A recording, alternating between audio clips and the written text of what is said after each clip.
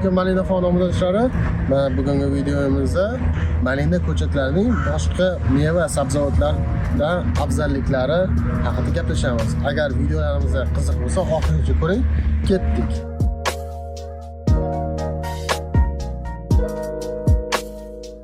Men hozirgi paytda 2025-yil 4-oktyabr xuddi bahorga o'xshab turibdi bizning bog'imizda. Va o'zingizlar ko'rib turganinglarda, hamma joyda g'ij hosilimiz. Bu eslatib o'taman, 4-oktyabr 2025-yildagi holat. Va bu ko'chatlarni ko'pchilik so'rashi mumkin. Bu ko'chat qachon ekilgan? Va necha yil ko'chat bu deyishinglar mumkin. Bu ko'chatimiz hali 1 yoshga to'lmagan. 1 yoshga to'lmagan ko'chatlarimizni hozir ko'rib bu ko'chatlarimiz o'tgan yil noyabr oyida ekilgan. Xudo xolasa yana 1 oydan keyin bu ko'chatlarimiz ronda 1 yoshga to'ladi. Ko'rib turganingizdek mana ko'chatlarimiz mana hosillari, donlari mana o'zingizlar ko'rasizlar qanaqa yirik qulpli kelgan donlari. Va ishonch bilan ayta olaman, bu ko'chatdan bu malinada O'zbekistonda yo'q. Shu hisobdan bu malinaga talab o'ta yuqori. Men juda ko'pchiligiga aytgan bo'lardim, iltimos qilib qo'ygan bo'lardim. Bu malinalarimizni местный malinalar bilan adashtirmaydi. Местный hozirgi paytda ko'chat arzon malinalar bilan adashtirmaydi. Boy yetib o'tganim bu ko'chatlarning afzalliklari. Bir marta ekasizlar bo'ldi, umrlik davomigacha sizlarga Xudo xolasa xizmat qiladi. Ikkinchisi bu immunitetga boy, kasalligi o'ta chidamli. Uchinchisi buni bozori juda chaqqon va mijozlarimizga hozirgi paytda hatto biz yetib bera olmayapmiz. 100 kilodan oshiq terayotgan bo'lsa ham. Va to'rtinchisi bular to'g'risini aytganda sizlarni kelajagingiz deb bo'lsam, kelajakka investitsiya deb bo'lsalar ham bo'ladi. 5-chi men o'zimdan qo'shib bitirgan bo'lsam, bu malina odamlarga masalan yeganda ham, qanaqada ham ancha vitaminlarga boy. Bu toza immunitet. Bu masalan xalq tilida tilgan bo'lsa bu xo'ja qand deyiladi. Masalan, men o'zim eshitishim bo'yicha xo'ja qand deyiladi malina o'zbekchasiga. Bu vitaminga boy meva turi hisoblanadi, o'rmon mevasi hisoblanadi. Va shu hisobdan men kimda masalan yer bo'zana bo'lgan bo'lsa, shu malina biznesini boshlashni maslahat bergan bo'lardim. Bu malina ko'chatimiz eng kamida 1 yilda 3 ta kulollaydi, 3 ta bolalaydi. Bu eng kami, eng ko'pi bilan 15 tagacha ular o'zidan bola chiqaradi. Va har yili ular shunaqa ko'payib ketaveradi, kulollashtiriladi.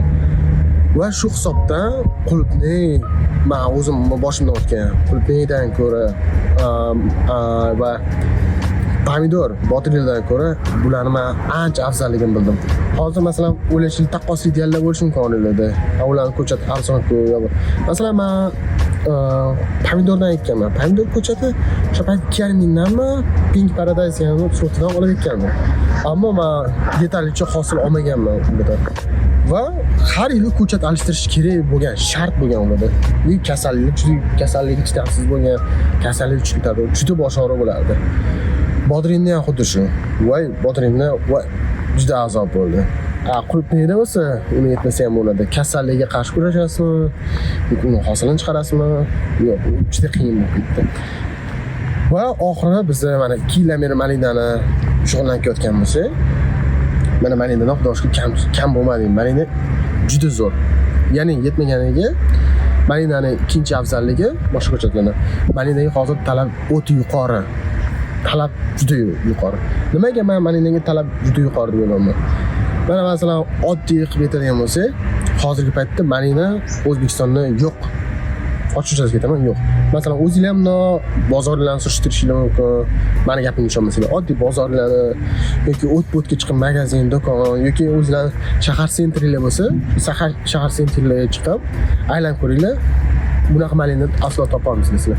Nimaga? Chunki bu birinchi qo'llardan bo'lib o'zimiz olib kelganmiz. Bunaqa malina yirik qulupniyda kelgan malinalar o'zimiz shaharlik birinchilardan bo'lib olib kelganmiz.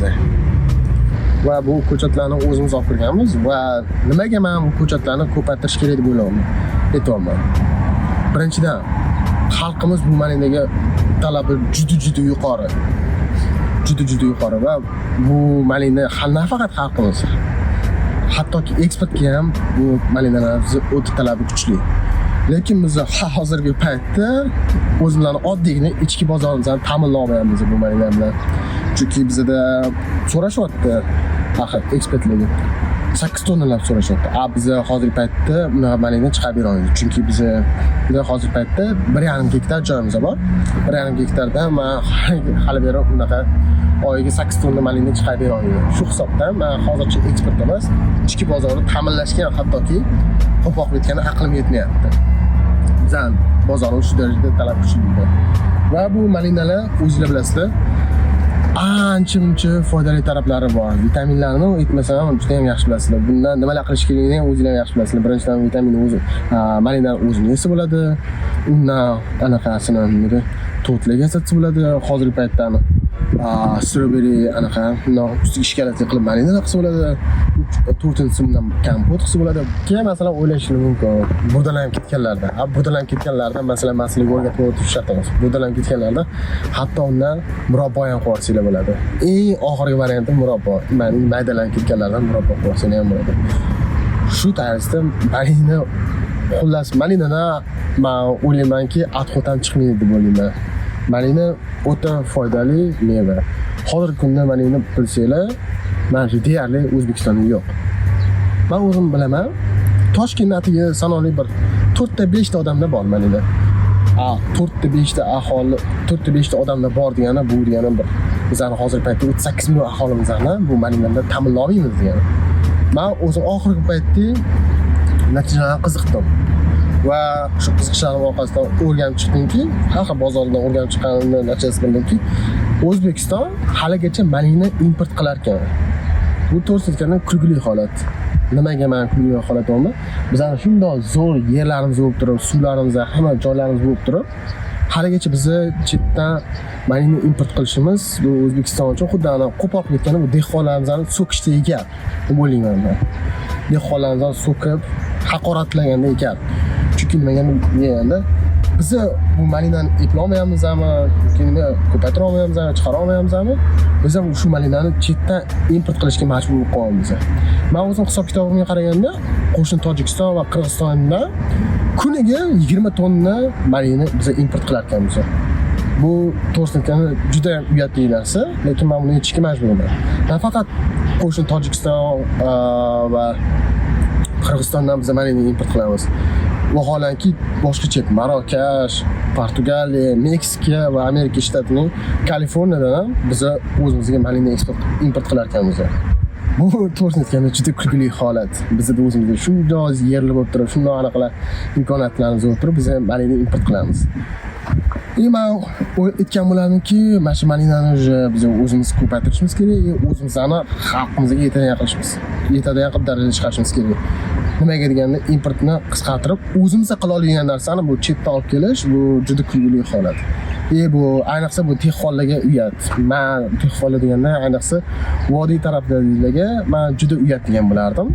Chunki bu asl vatani, bu malinalar eng zo'r chiqqan joylar vodiylar.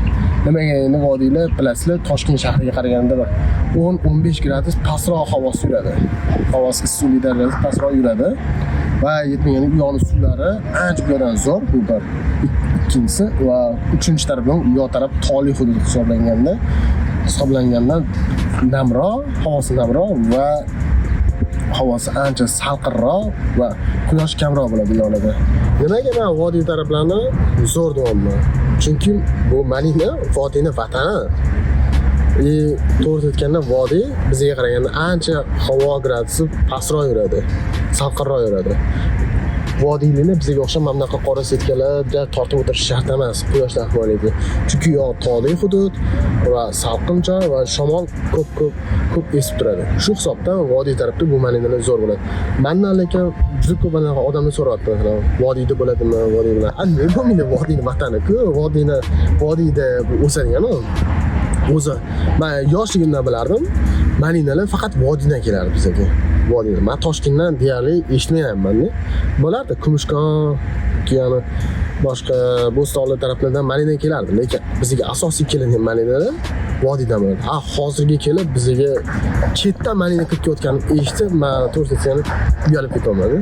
Men xohlayman, men butun O'zbekistonni malina bilan ta'minlashni, lekin men 1,5 gektar yerim bilan to'g'risini hozirgi paytda oddiy Toshkentni men ta'minlayolmayman. Toshkentni oddiy bitta bozorni ham men ta'minlayolmayman. Masalan, kuniga 100 kilodan oshib chiqayotgan bo'lsa ham oddiy bozorga ham ta'minlamayapman-da. Nimaga? Chunki bu malinaga talab o'ta yuqori. O'zinglar mana masalan, o'zinglar bu malinalardan yiri-yiriligi qulpniyday keladi. Bu hozir bilsanglar qattiq ketdi, nimaga ishlash mumkin? To'ylarga, tortlarning ustiga har xil e'tiborga yetib o'tganday narsalarga ishlatsanglar bo'ladi. Shu hisobdan bu malinaga talab o'ta yuqori.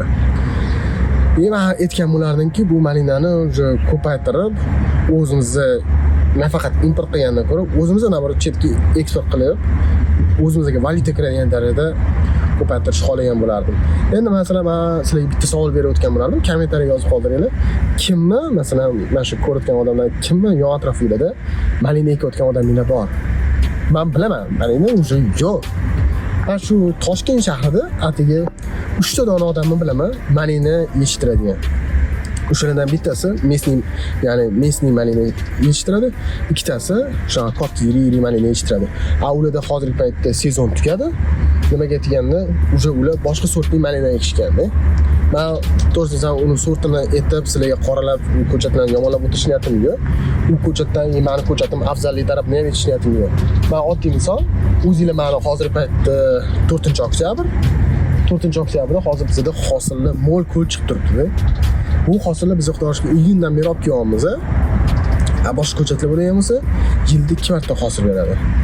Bu malinalarimiz qachondan teriladi va deyishim mumkin. Bu malinalarimiz noyabr oyida ekilsa, shu bahor oxiri maylidan boshlab terilish boshlaydi va maylidan boshlab to noyabr oxirigacha -4 gradus tushgungacha malina hosil teriladi.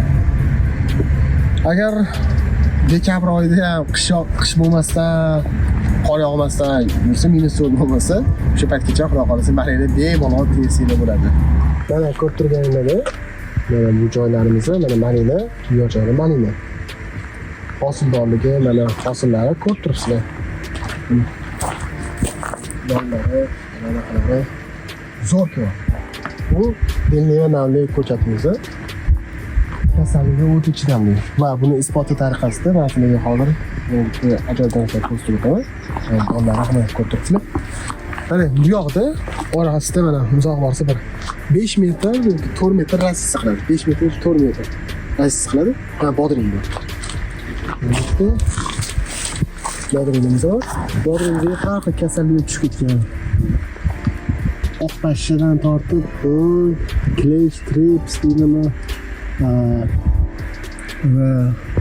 nima shira deydi. Hamma kasalliklar tushgan bodringlarga. Malina kerak emas. Malinaning holati juda a'lo holatda. Mana bitta operatorni aylantirib uni ko'rsatsa bo'ladi. Chunki holatlari zo'r. Hozirgi paytda hosil berib, bodringlar bo'lsa asar ham qolmagan. Bodring ko'rayotgan bo'lsangiz, bodringlar hech narsa yo'q. Mana malina bilan bo'lsa, mana immunitet bor. Nimaga men Delniya malinasini hammaga tavsiya qilaman? Delniya malinasi immunitet juda baquvvat. Mana kasallikga ancha chidamli, mana kasalliklarni o'ziga olmaydi. Bodring bo'lsa, o'zingizlar bilasizlar, immunitet past, kasalliklarga chidamsiz. Shu hisobda mana bodring bo'lgan taqdirda mana yonida malinalarimizni ko'klab, yashnab, hosil berib. Mana gullaganlari ham bor. Mana operator olib ko'rsatsa bo'ladi. Gullagan, donlagan hammasidan bor. Cho'tki bo'lib, malinalar o'sib yotibdi. Xullas, tanlov o'zingizlarda. Men birovni ko'chatini yomonlash yoki birovni anaqasini anaqa obsujal qilish niyatim yo'q. Tanlov o'zingizlarning qo'lingizda. Men sizlarga mana Delniya va ko'chat aytaman. Ko'pchilik ko'chatni qimmat deydi, 35 mingdan qimmat deydi. Arzonga to'g'ri ko'chatlar bor, 10 ming so'mdan ko'chatlar bor.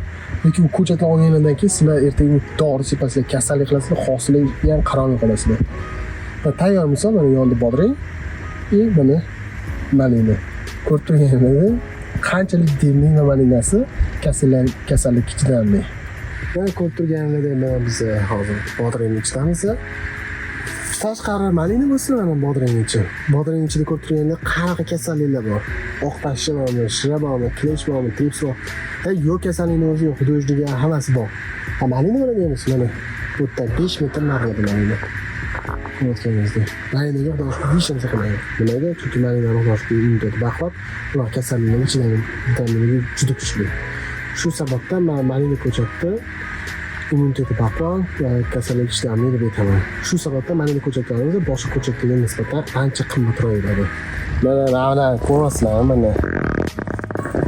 Hosilni ko'rasizlarmi mana. Hech voy onasi bo'lmagan. Bunda malinani faqat bitta minus tarafi bor. Minus taraf shundaki, u teri olishga uspet qilishligi kerak. O'zi pishib qotib qoladi. Mana qotdan ko'rasizlarmi? Qulplaydi kelgan malinalar. Voy, undan ortiq men boshqa o'sha gap aytolmayman, mana videoda isbotlab bera olmayman. Ko'rib turgan joylar bizani dunyoning poytaxti degan, O'zbekiston poytaxti Toshkentda qilamiz hozir shu malinalarni. Bundan ortiq nima kerak? Va shu orada sizlar malina ko'chatlariga qiziqmoqchi bo'lib, shu biznesni boshlamoqchi bo'lsanglar, birodan keyin xudo olsa bu malina ko'chatlarimizni sotuvga qo'yamiz. Sotuvi boshlanadi. Hozir paytda ko'p turibdi malinalar ancha massalar chiqib turibdi. Malina ko'chatlarimizdan ancha mana qulplaydi keladigan hosillar bo'lib turibdi. Mana bu taraflarda ham ko'rsatiladi. Mana hosillari ko'p, mana dollaganlari, mana pishayotganlari juda ham ko'p. Va kimga shunaqa malina ko'chatlaridan qiziq bo'ladigan bo'lsa, mana pastda telefon nomerlarimizdan qoldiramiz. Bemalol aloqaga chiqsanglar, xudo xolasa sizlarga malina ko'chatlarimizdan yetkazib beramiz. Shu bilan bugungi videolarimiz o'z nihoyasiga yetdi. Keyingi videolarni kutib qolinglar.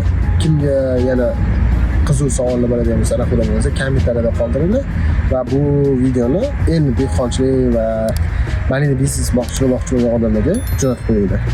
Hammalarga rahmat. Shu qilib ko'rgan bo'lsanglar, like bosishni esdan chiqmanglar. Rahmat.